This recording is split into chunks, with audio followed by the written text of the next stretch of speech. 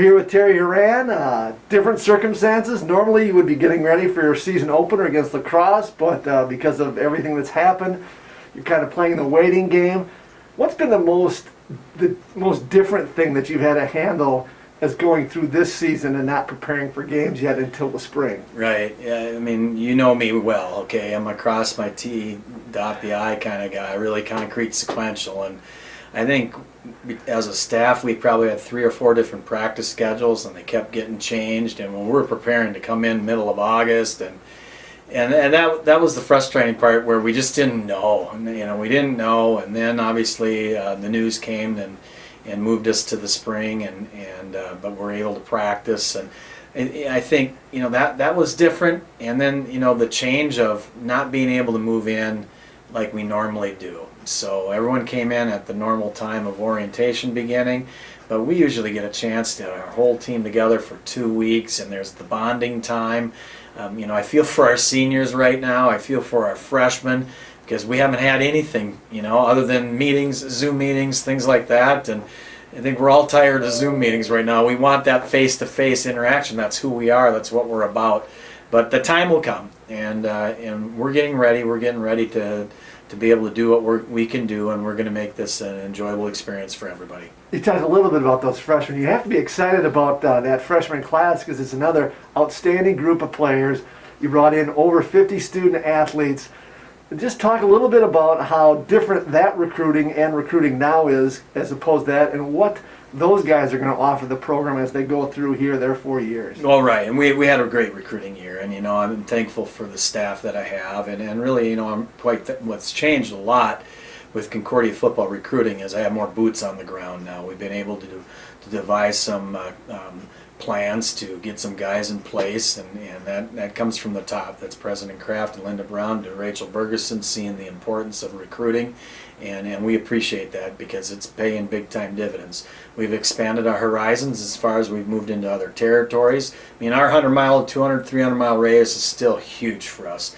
Our backyard's still huge for us, because they know us best. But we've dipped into Arizona, we've dipped into Colorado, state of Washington still is good to us, California, even Florida, Utah, the Nevada area. So we've got ties in those areas with the staff that I have right now. So we're reaping the benefits of that. We've got great kids coming in. We just want to get them together and start practicing football and have them be a part of our football tradition. But that's one of the biggest changes is hitting other areas.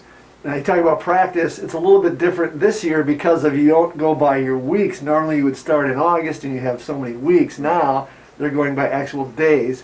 What's been the biggest challenge? It could be a highlight for you too, because now you're not constricted to just weeks. Yeah, the practices are less restricted, because when we get in the spring, I don't know if many people know, our spring ball is 4 weeks, and it's no pads. Okay, you can use a football, but there's no pads, no helmets, no nothing. Well, this is less restrictive. We can use the pads. We get 114 days. So when the MIC decide that we're going to go to the spring, we had to count backwards. So we need to find out when our last day of competition is going to be, and that'll be Saturday, May 8th. We're going to get 5 football games in. We start March 1st. So we looked at it, we needed 63 practices. So therefore our fall, we need 51 practices, or that's what we get. So we're going to use those. We actually, we were hoping to start on Monday the 7th here, but it's getting pushed to the 21st. But we'll get there, and when we do, we'll be on the field Monday, Wednesdays, and Fridays with our players. And Tuesday, Thursdays, we'll be in the classroom. Those will be all virtual for now, and that'll be our fall. We'll probably end that first week in November, somewhere in there, which will give them a good couple weeks before Thanksgiving, because after Thanksgiving they're staying home and doing distance learning and finishing their finals until we come back in January, where then they'll be with our strength coach until we start on the 1st of March. So that's the way it's going to look. It's different. It's not what we're all accustomed to, but it's still football, and our season's not canceled. We're still going to be together, and I look forward to that.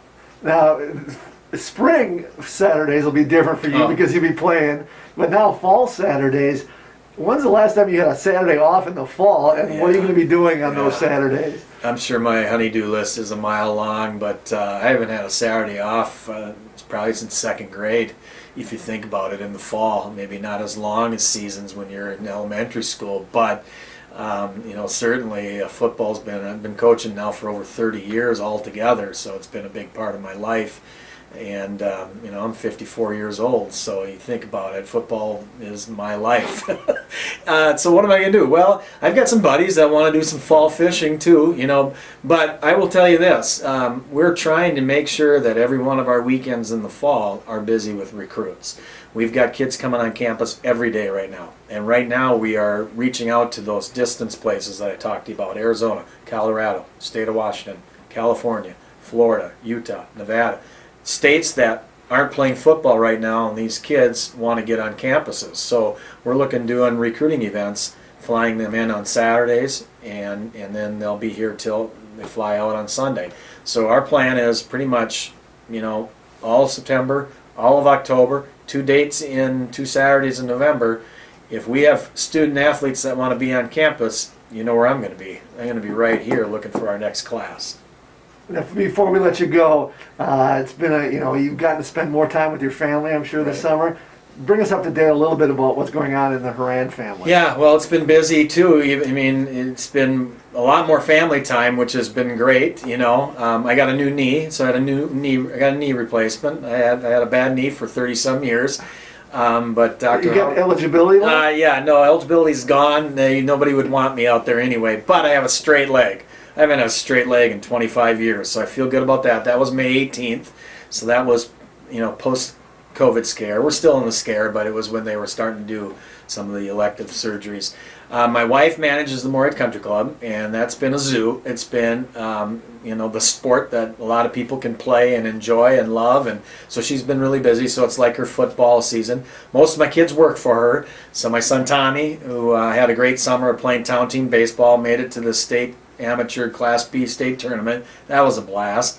Played for the Moorhead Mudcats, bunch of Cobbers playing on that team. But then he worked out at the country club. My son Tate was going to be in Trowood. He's my artsy-fartsy in the family. He loves the musicals, but that got canceled. So he went and got his life savings certificate. So he's a lifeguard. So he's lifeguarding out the Moorhead Country Club pool, loving it. Annie, busy with volleyball and basketball camps. Some of that stuff's still going on. And so they're all keeping us busy. Megan, she's moving out of her house today. She spent 2 months with us, and we have a U-Haul in our driveway right now because she's moving into Fargo into a little efficiency apartment, and I think she's really looking forward to the move, and so are we. But our family's been busy. It's been great. It's been a different summer, but one that I wouldn't change for the world. All right, Saturdays in the fall might be a little different, but we're looking forward to Saturdays in the spring being something very special. Yeah. Look forward to seeing you next week. Absolutely. Thanks, James.